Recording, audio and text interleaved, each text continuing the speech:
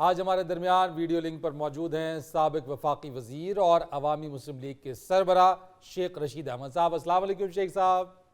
वालेकुम अस्सलाम फरीद साहब, बहुत शुक्रिया जनाब। मैं सबसे पहले आपके साथ साथ अपने फॉलोअर्स का शुक्रिया अदा करना चाहता हूं, जिन्होंने मुझे ट्विटर पे ऐसे फॉलो किया है जैसे बारात वाले दिन दूल्हे की गाड़ी को बाकी गाड़ियां फॉलो करती हैं। मेरे फॉलोअर्स की एक लंबी लाइन लग गई है फरीद साहब, और मैं खुद हैरान हो गया हूं कि ये क्या हो रहा है। यानी मैं खुद इस पे अपने फॉलोअर्स को मुबारक दूंगा कि उन्होंने माशाल्लाह इतनी बड़ी तादाद में मुझे फॉलो किया है। सही कह रहे हैं शेख साहब, 82 लाख फॉलोअर्स आपके हैं और आपने इस खुशी में केक भी काटा है। देखें फरीद साहब, केक काटना तो बनता है। मरियम नवाज के 80 लाख फॉलोअर हैं, मेरे 82 लाख हैं। कोई 400-500 की लीड नहीं, पूरे 2 लाख फॉलोअर की लीड है। और इंशाल्लाह आप देखिएगा, मैं आहिस्ता आहिस्ता शाहरुख खान को भी काट जाऊंगा। शेख साहब, शाहरुख खान कौन? जी राजे बाजार फलूदे की दुकान है। आप किस बात के एक्टर हैं, आपको शाहरुख खान का नहीं पता? आई किंग ऑफ बॉलीवुड की बात कर रहा हूँ। ओह अच्छा अच्छा। बल्कि फरीद साहब, मैं तो हुक्मरानों को ये एक तजवीज़ पेश करूंगा। मुल्क की मुआशी हालत पहले ही ठीक नहीं है।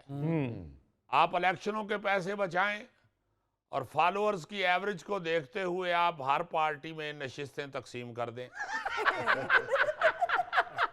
शेख साहब, इस तरह तो फिर जन्नत मिर्जा के करोड़ों फॉलोवर हैं, उसको क्या पंजाब का वजीर आला लगा दें? देखें, वो इसलिए नहीं लग सकती पंजाब की वजीर आला, उसकी फिल्म फ्लॉप हो गई थी। मेरी अल्लाह के फजल से कभी फिल्म फ्लॉप नहीं हुई। शेख साहब, आपने कोई फिल्म की है? देखें, उसने बाजरे की राखी की है, मैंने हमेशा लाल हवेली की राखी की है। और मेरा अल्लाह राखा है।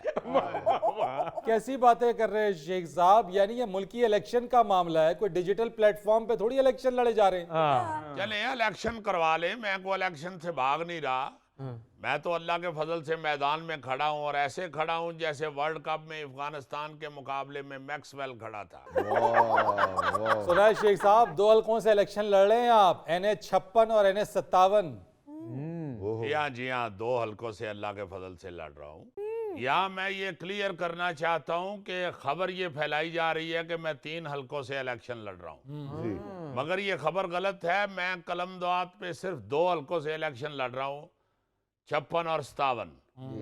और इंशाल्लाह आप देखिएगा कि दोनों हल्कों से भारी अक्सरियत से जीतूंगा। तो एक हल्के से खड़े हो जाते वो भी काफी था। देखें फरीद साहब, मेरे लिए तो एक हल्का भी काफी है, मगर अवाम की पुरजोर फरमाइश थी। दूसरे हल्के के लोगों ने बड़ा एहतजाज किया कि शेख साहब आप हमें भूल गए हैं। बल्कि उन्होंने ये भी कहा कि आपके जो 82 लाख फॉलोअर हैं, उसमें अल्लाह के फजल से 70 लाख तो हम ही हैं। शेख साहब, ये कौन सा हल्का है जहाँ 70 लाख फॉलोअर्स हैं आपके उस हल्के में? फरीद साहब, आप सहाफियों को यही सोच सोच के आंखों के नीचे हल्के पड़ जाते हैं। बात मुंह से निकले तो उसे जाने भी दिया करें। फॉलोअर्स जो हैं ये पूरे पाकिस्तान से हैं अल्लाह के फजल से, मगर मैं लोगों की मोहब्बत में ही दूसरे हल्के से खड़ा हुआ हूं। और एक बात आपको बताता चलूं, आप देखिएगा फरीद साहब, इंशाल्लाह इलेक्शन आने दें, अल्लाह के फजल से ऐसी लीड लूंगा कि आप हैरान हो जाएंगे।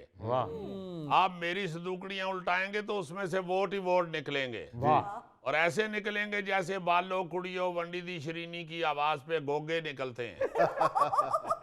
और मेरे मुखालफिन की संदूकड़ियां उल्टाएंगे तो उसमें से सिर्फ उखड़ा हुआ रोगन ही गिरेगा। शेख साहब, अब तो कंफर्म हो गया कि इलेक्शन वाकई होंगे।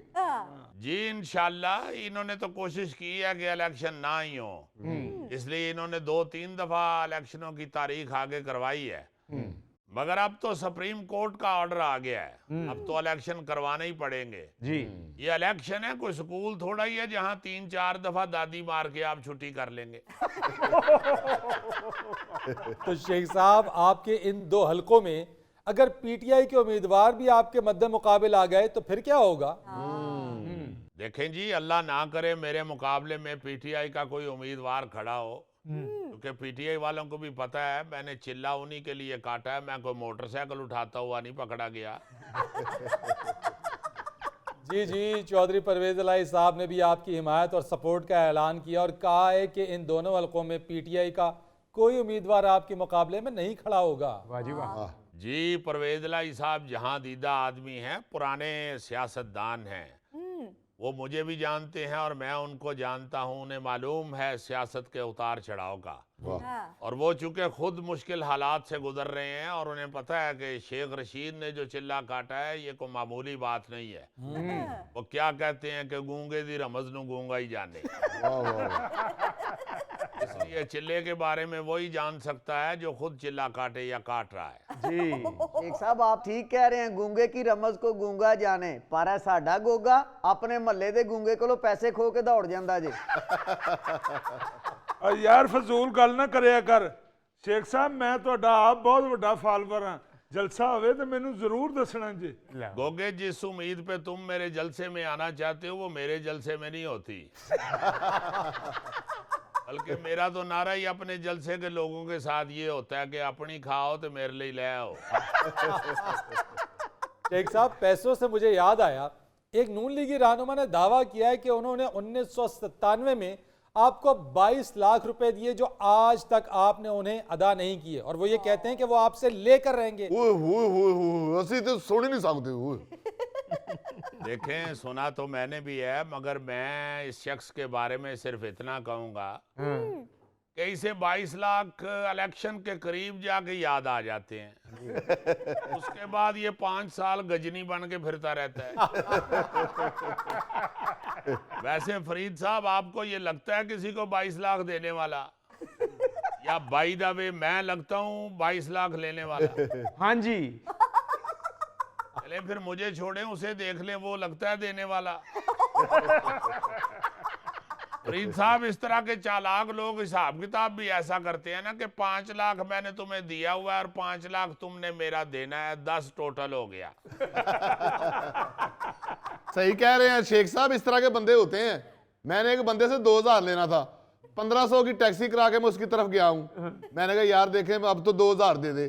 कहता ठीक है 1500 की तू टैक्सी करा के आया, 500 ये पकड़, तेरा 2000 पूरा हो गया।